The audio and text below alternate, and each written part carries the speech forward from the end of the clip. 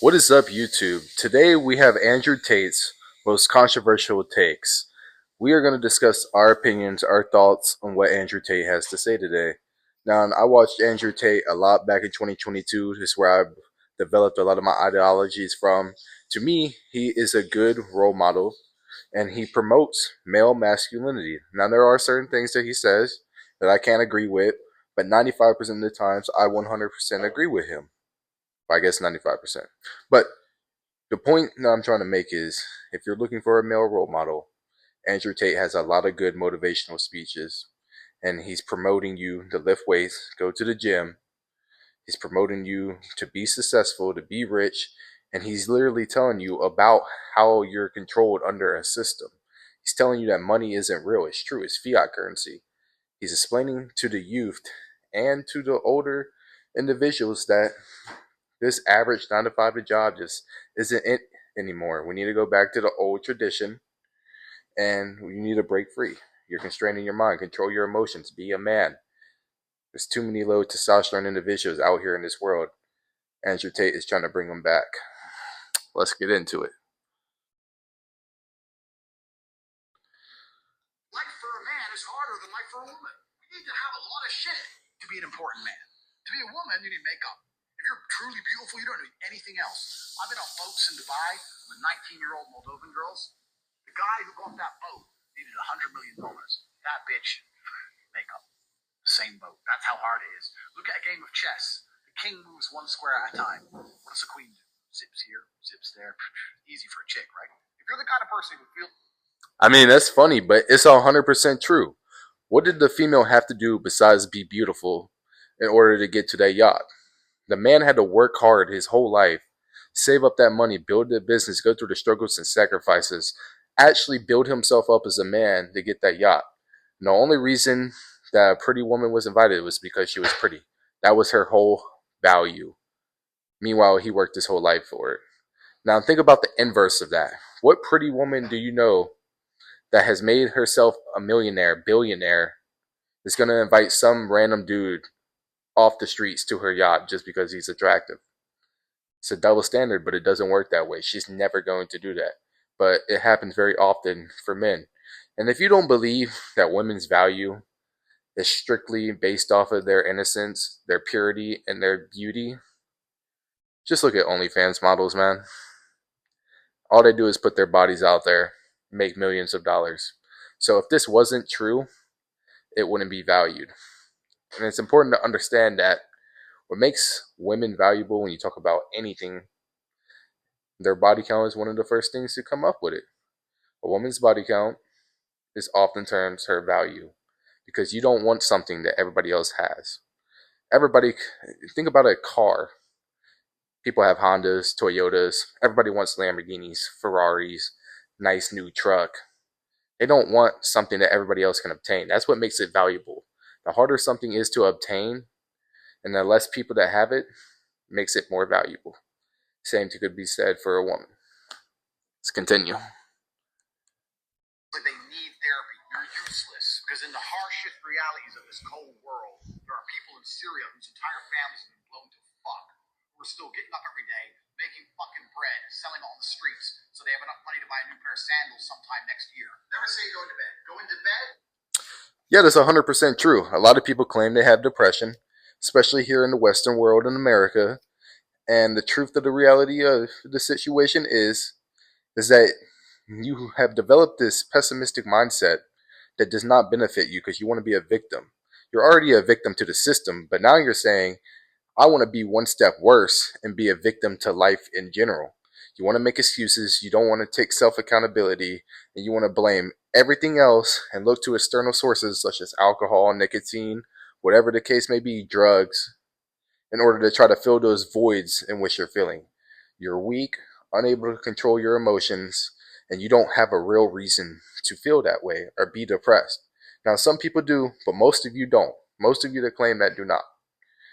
You could be that kid in Israel, Gaza, watching his family being blown to smithereens, as Tate said. 100% true. And he'll be happy to get those sandals. Is emasculated. Cowards need sleep. Well, I'm texting you, you beautiful girl, but I'm tired. I'm going to go to bed. You know what I like to say at fucking 1:15 in the morning? I'm going to work. Work at this time, money never sleeps, baby. Then I go to bed. It strikes out of nowhere. If that's true. He's just trying to be funny with that. I mean, yeah, it's obviously going to grasp the attention of the viewers. It's funny. What's wrong with telling a joke? Obviously, he's not being serious. I'm going to work and goes to sleep. It's meant to be funny, man. It's a joke. I mean, look at women. Most of them say they're going to bed and then they're going to blow some dude right afterwards. And y'all are in a fully committed relationship. Women lie all the time. I would rather a man lie and say he's going to work than a woman say, yeah, I'm going to bed, and then go give, bedhead to some other dude. Continue. Why is it not universal across the human condition? Why are some countries more depressed than others? Explain why some countries have no depression and some countries have a bunch of depression. Maybe because in some countries all we do is talk about depression and fucking promote it, and in some countries we don't. The reason that depression is promoted is because it allows you to become ultimately selfish, live inside of your mind, become obsessed with me, I'm sad, I'm sad. So you don't pay enough attention to what's going on around you to realize you're getting fucked by ruling class who don't give a shit. And anyone who sits here and tells me, well, depression's real, you're telling me that your mindset is weak. And I'm not going to adopt the thinking of weaklings. I'm busy living fucking life. Michael Jackson is anything less. You know, what he said in the beginning, all countries obviously have depressed people. Depression is real. But I get where he's going with it. Live your life optimistic. Control your mindset. Don't be weak. You control your mind, and once you can control that, everything around you will change. The way that you look at life will change. It's you trapped in your own body, your own thoughts, that forms this depression. You know, we're over here living life, being optimistic. I'm happy, I'm fine, I'm making my money. I'm not worried about whatever everybody else is doing. I'm not worried about the things that I can't control. You shouldn't stress over what you can't control. So he's 100% right towards the end of what he was saying. And now all these kids are like, oh, he touched me, he touched me. Let me tell you something. If you were a parent and you let your kid stay around Michael Jackson's house, now you're going to come here and be all upset your kid got touched. Who cares? Get over it. There's a magical path. I mean, if you're a parent and just because somebody is famous, you allow your 5 or 6 year old kid, matter of fact, you just allow your kid to go over to Michael Jackson's house and sleep in the same bed with him and then get all surprised that he possibly raped them or sexually assaulted them, then you need to work on your parenting skill. Your parenting skills, your way that you view the world is absolutely trash. Screwed. You are the reason why it happened. You're the parent. You control what your kid does or not. You shouldn't be sending them over to some random man's house, famous or not. So yeah, who cares? Power amongst men, which has been forgotten and lost. When you put enough men in the same room, there's a transference of energy that makes us feel invincible. I say all the time, your friends should bring out the worst in you. And when I say the worst, I mean, when you're with your boys and you're loud, you feel aggressive, and you're about it, and you talk to that bitch, who cares if she says no? They bring out the worst in you because you don't give a fuck anymore. Because what used to happen evolutionarily is when large groups of men got together, you charged at the enemy. You ran at the spears. Hey, Tate's 20 years old, just lost. Yeah, so that's why men fight wars. That's why men's sports are predominantly way better than female sports for the most hand. If you don't believe me, look at the views, look at the statistics. Yeah, men, whenever we put in a large group of other men, oftentimes we look over all the risks because we're just having fun. We're wild. We're more rambunctious than females are. You put a group of females in a room, they'll start arguing or gossiping about another female. They'll start talking about things that are irrelevant. But you put a group of men in the room and give them a task at hand. We fight, teamwork, figure it out. Easy. My father about to lose my mother soon from cancer. How do I deal with grief, and does the pain ever go away? How do I deal with grief? This question that I always find very complicated. I've had a similar situation happen in my life. What choice do you have? What happens if you don't deal with the grief? Are you gonna kill yourself, drink yourself into depression, ruin your own life? You have no choice. You're on a train track. You can either change the direction of the train that goes off a cliff, or you can keep it on the track. Time is going to still keep going on, and you are going to be sad. So are you going to be a sad winner, or are you going to be a sad loser? What do you say if a guy was working a 9 to 5? I view life in the same context that Tristan Tate was just mentioning. If some tragedy happens in your family, these feelings are normal. You're going to feel sad. You're going to feel upset. But are you going to let some chemicals in your brain control you? Are you going to let your emotions control you and predict what you're going to do with your life, dictate what your next step in life is? The only way up is up. A pessimistic thought with a pessimistic tragedy is two wrongs don't make a right. So the only thing that you can really do is live life sad, but continue to be a winner. Don't start looking to external sources and other ways to fill that void or that tragedy that has happened in your life, because it's not going to make you feel any better. Maybe temporarily it will, but ultimately it won't. And then you're just going to end up with more regrets and be furthermore sad and depressed down the line. Take action, take accountability. Whenever you do something, you're working on yourself. Think of it as like, say you lost your mom. I'm doing this for my mom. She would be proud of the person I am. I know she's looking down on me from heaven, from the sky up above. I know that she is proud of the man that I'm becoming.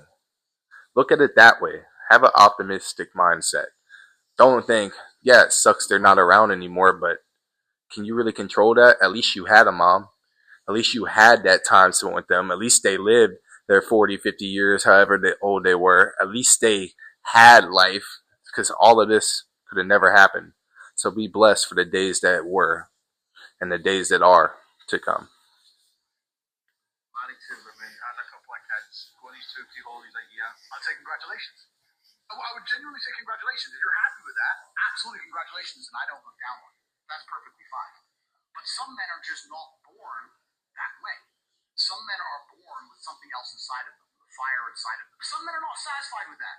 I know me as an individual, I could not be satisfied with that. That doesn't mean I look down on the people who are. You're confusing 1% of men. Yeah, so that is the wage slavery. The government obviously having control of its people, and you being stuck to that systematic process where you work your 9 to 5, you go home to your family, you support your family, you get your little car lease, you get your house mortgage, and you live to die. You work as a slave until you die, and you get paid this little bit of change. Some people make more than others, but ultimately, you're only working to pass it down to the next generation. And then they're going to work, live, and die. And their life's going to be on repeat. I agree with him. I don't look down. I am one of those people as far as right now goes. But a lot of us, well, no, not a lot of us actually. A few of us are high testosterone, ambitious, driven males who just refuse to be average. We see right through the system, we see the transparency, and we know that if other people could do it, why can't we? We're not okay with being average, with living the temporary life. And if you are, that's great. Kudos to you. But I understand as a man that there is more to life. And I'm willing to do what I have to do in order to achieve that. So that's what we're here doing, man.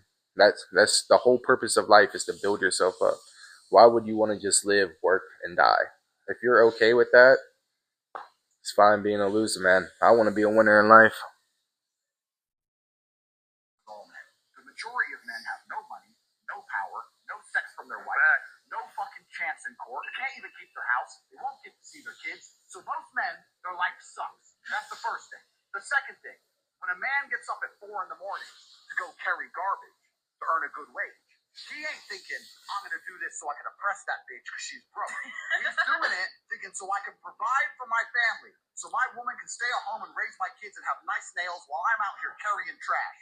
You go to a coal mine, those dudes are not down there thinking about oppressing women. They're down there thinking about providing for women. Us men are prepared to take on more bullshit to protect you than you would possibly believe. Men are out here giving up their fucking life because you few chicks. And feminism prevents you respecting it. What is Tate's advice for guys below? He nailed every single point. You don't understand how hard a man's life is. Everything that we do, our legacy, everything that we work towards. When we get out of bed early in the morning, we look over, we see our beautiful wife, our loved one in the bed. We know what we're doing it for. We're doing that to protect and provide for them. Everything that we do, the struggles, the sacrifices that we go to or go through, we would go to war. We would jump in front of a bullet, a train, stop somebody from robbing, attacking you if we love you to death. We would give our whole life. We would be miserable for your happiness. We would do anything, and I mean anything, by any means necessary for the person that we love. And love is the most powerful drug. And men, they love very hard. When it's the right one, trust me, you find the right man, you're a female watching this, you'll understand what I'm talking about. Your man will go at any lengths for you. 6 feet. It's absolutely ridiculous to go through life wishing you're something you're not. The chessboard is the chessboard. It doesn't matter if you're 5'9", 5'7", 5'2". That's who you are. So you can be the best version of yourself and own it, or you can become an insecure bitch about it. I'm in hospital right now from a bike crash. Yeah, what he said is absolutely true. Whether you're 5'2", 5'3", 6'5", who you are as a person and who you could be the best version of yourself. Don't let the cards you were dealt determine the life that you live. Most people look at that, become a victim, and they have all these excuses. They're jealous, they try to be something that they're not, they have insecurities, they lack confidence, and it's just insane to me. I understand the social pressures, but it's insane to me. Embrace who you are as a person. You can't help it. You were born that way. Show the world who you really are. Educate yourself. Become something with yourself. And then even then you may not still truthfully be happy. You'll still have those insecurities. But it's better than being a loser and then having all of that and playing victim.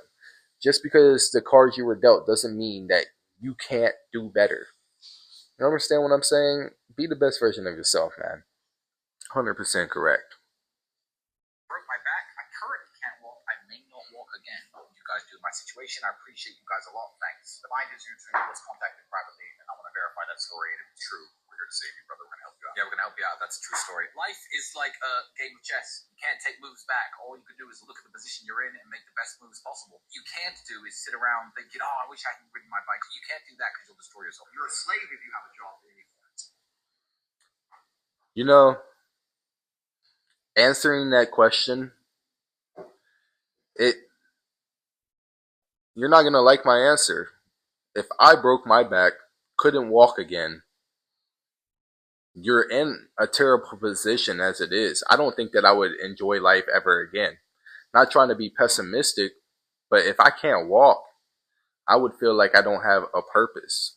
I feel like I have to be able to move, especially since I have ADHD. I have to be able to move around, get around. Maybe find other ways to get around, a wheelchair, Stephen Hawking edition.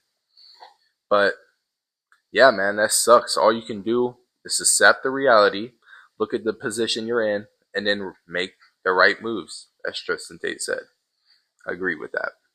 Some slaves are better paid than others, but most people are slaves. If the people in charge of the world can print unlimited amounts of said thing, and you'll give up your life for certain amounts of said thing, they own you. They control you. Oh, you need $100 to do this. Print. It doesn't matter. It's not real. So who cares? And that's the end of the video. And that's what I was talking about earlier. You are controlled by the government. The government has unlimited money. They print off this money. And it's crazy the lengths that us as humans would go in order to just achieve a little bit of that money, a certain amount of that money. Some people have more, some people have less. People get robbed, shot, and killed over money, something that's not even real. And what doesn't make sense is if it's printable and there's so much of it in the world, why is it so hard to achieve? How is something so valued so hard to get? That's what I don't understand, because there's so much money. It's because people collectively, they're selfish. When they get that money, they save it to themselves. Maybe they invest it in companies, maybe they do something else with it, but they keep it within themselves. Which, if you worked your whole life, worked that hard in order to obtain something valuable, you would not give it away either. No matter how many of you say that you will, maybe a little bit, but you're not going to become broke once you got rich and successful. In fact, you're probably going to envy people because you're going to notice how lazy most people are. And the reason why they didn't achieve what you did in life is because they never tried as hard. They never went through the struggles and sacrifices that you did in order to achieve that money. I mean, yeah, Andrew Tate, man. Andrew Tate is a great role model. I agree with so many of his points. He has so many valid points. There are certain things that he says about women, but he is ultimately not a misogynist, and that's a misconception that I see a lot. If you look at most of his videos, he believes in the traditional family values. He believes in marrying that beautiful woman. He even said in one of his videos himself, he wishes that he could go back 10 years and have one woman that stuck by his side throughout his whole life. He wants to see how much different and how much better his life would have been if he didn't have multiple baby mamas. That's the part that I can't get behind. I don't believe that you should be able to cheat as a man, no matter how high your value is. And I don't agree that you should have multiple baby mamas or have as many children as possible. I'm not on that wave.